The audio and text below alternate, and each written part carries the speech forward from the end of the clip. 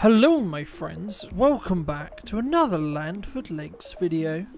We're looking at a coot. It's very exciting, it's very wonderful, and this was about a week ago, there or thereabouts at the time of recording, and I got a sighting plan for this shoot, or I had a sighting plan for the shoot. It didn't quite work out, but also did work out, and that's the story I kind of want to tell today.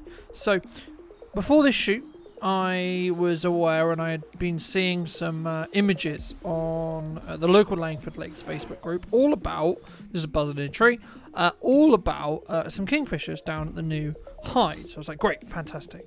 We're going on Monday. Fantastic, wonderful. Too windy, abandoned that. There was no wildlife at all. Very, very quiet, very, very odd.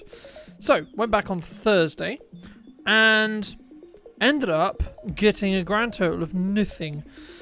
In the morning, at least, outside of this buzzard and a couple of like baby coots and other kind of what I'm going to describe as kind of filler, probably most likely filler content for buzzard that's quite stupid in trees.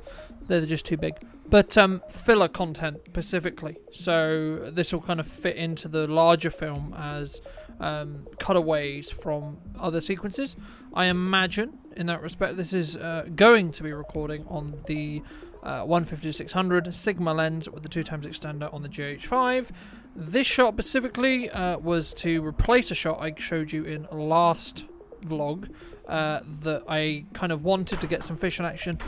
The heron didn't end up actually doing some fishing action. This is me going back to the new hide to see if I could get any more luck. Got a cormorant on the very, very choppy lake because of the wind.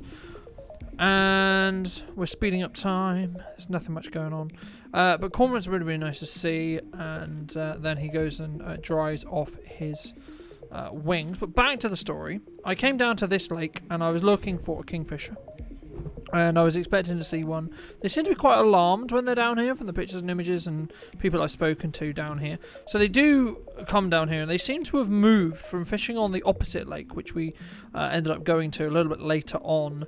And this is a lovely wagtail that was really, really close and was not bothered by us at all in this hide. But they seem to have swapped lakes in regards to where they're fishing, because the female has been down, and spoiler alert, at the end of this video, and as you may have seen in the reel that I put up on the day of me coming back, I did actually manage to capture a really, really far away male kingfisher hunting on the main lake by the cafe. For those who know Langford Lakes, you will know where that lake is, of course.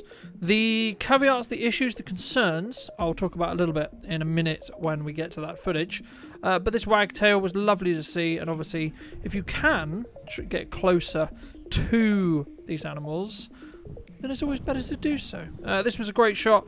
Annoyingly, I'm in two minds about it, because you can see the reed sort of blowing backwards and forwards. I don't know whether I like the depth. It adds depth, which is great, but it kind of feel like it's slightly distracting. So annoyingly, I couldn't actually get much more in regards to focal range, just because of the way the hide's set up, to see that island where the cormorant was drying his wings. And then we head over, and I wanted to capture some butterflies. I think I got a little bit of a red admiral, but there hasn't actually been many that I saw anyway. So I chased this one lonely red admiral around a little bit, and got some footage of them.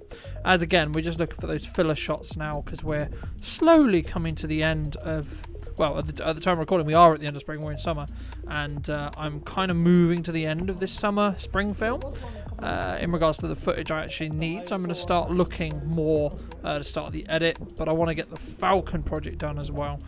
So that one's going to take priority regarding editing, so that's the one I'm working on at the moment. This little guy was really, really great to see. Not 100% sure what species he is, but I believe he was a ringed pluffer, or a little ringed pluffer, somewhere around there.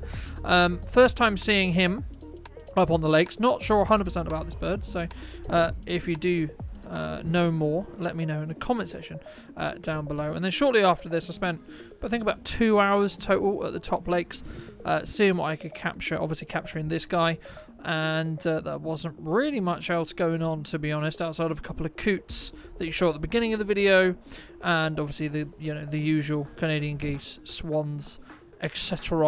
And I then continue to film a little bit of the coots jumping down. I think they're looking for reeds, or they're looking for food. And then I ended up heading down because we were looking to leave, so at some point soon-ish. So what we ended up doing was actually heading down to the other kingfisher hide for about half an hour. Didn't really get anything until we went to shoot some dragonflies, or I went down to see my partner who was shooting dragonflies at the time, and we ended up running into this guy. Now, really kindly, some of the staff who we've kind of got to know was very, very kind enough to give us a tip off that the kingfisher was on the old tree on the opposite side of the lake. Now the issue is, because I was shooting this at absolute max focal range, I shot it in slow motion, and I got to a position where it was like 2,400, very, very hard to see and very hard to stabilize, even on a tripod, because any movement on my tripod legs, so on that bridge or on that area that I was stood, any movement on there would just shake the camera. Here's some dragonflies. That's going to wrap up today's video, but hopefully you took value from it. Thank you ever so much for watching, and I'll see you very soon.